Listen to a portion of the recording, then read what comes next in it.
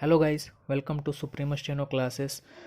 Today I am going to give a dictation from Supreme Court cases which is most relevant to especially for the High Court of Punjab and Haryana, which a skill exam is going on from 24 February. Okay, so be ready for it. 5 seconds.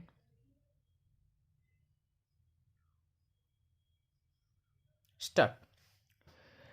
In fact, Mr. Nariman, learned counsel for the respondent, also fairly stated that these appellate authorities would be courts and would not be persona designate.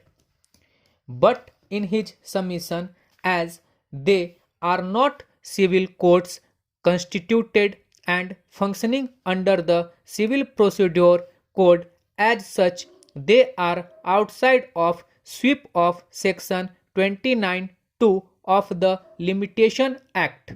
It is therefore necessary for us to turn to the aforesaid provision of the Limitation Act. It reads as under, where any special or local law prescribes for any suit, appeal or application a period of limitation different from the period prescribed by the schedule, the provisions of section 3 shall apply as if such period were the period prescribed by the schedule, and for the purpose of determining any period of limitation prescribed for any suit, appeal or application by any special or local law, the provisions contained in section 4 to 24 inclusive shall apply only insofar as and to the extent to which they are not expressly excluded by such a special or local law. A mere look at the aforesaid provision shows for its applicability to the facts of a given case and for importing the machinery of the provisions containing sections 4 to 24 of the Limitation Act, the following two requirements have to be satisfied by the authority invoking the said provision.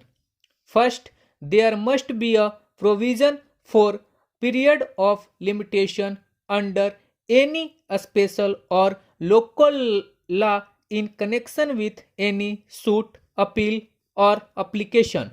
Second, the said prescription of period of limitation under such a special or local law should be different from the period prescribed by the schedule to the Limitation Act. As per this subsection, the provisions contained in certain sections of the Limitation Act were applied automatically to determine the periods under the special laws, and the provisions contained in the other sections were stated to apply only if they were not expressly excluded by the special law. The provision section 5 relating to the power of the court to condone delay in preferring appeals and making applications came under the latter category. So, if the power to condone delay contained in section 5 had to be exercised by the appellate body, it had to be conferred by the special law. That is why we find in a number of special laws a provision to the effect that the provision contained in section 5 of the Limitation Act shall apply to the proceeding under the special law. The jurisdiction to entertain proceedings under the special laws is sometimes given to the ordinary courts and sometimes given to separate tribunals constituted under the special law. When the special law provides that the provision contained in section 5 shall apply to the proceedings under it, it is really a conferment of the power of the court under section 5 to the tribunals under the special law, whether these tribunals are courts or not. If these tribunals under the special law should be courts in the ordinary sense, an express extension of the provision contained in section 5 of the Limitation Act will become otious in cases where the special law has created separate tribunals to adjudicate to the rights of parties arising under the special law. That is not the intention of the legislature. Again, in As New Drums Private Limited, decided by a 3-judge bench, this court considered the question whether an appeal under section 32(9) of the State Financial Corporations Act 1951 was maintainable before the High Court. Section 31(1) of the said act required the board to apply to the district judge within the limits of an industrial concern which was carrying out the whole or a substantial part of its business, or for one or more of the reliefs specified.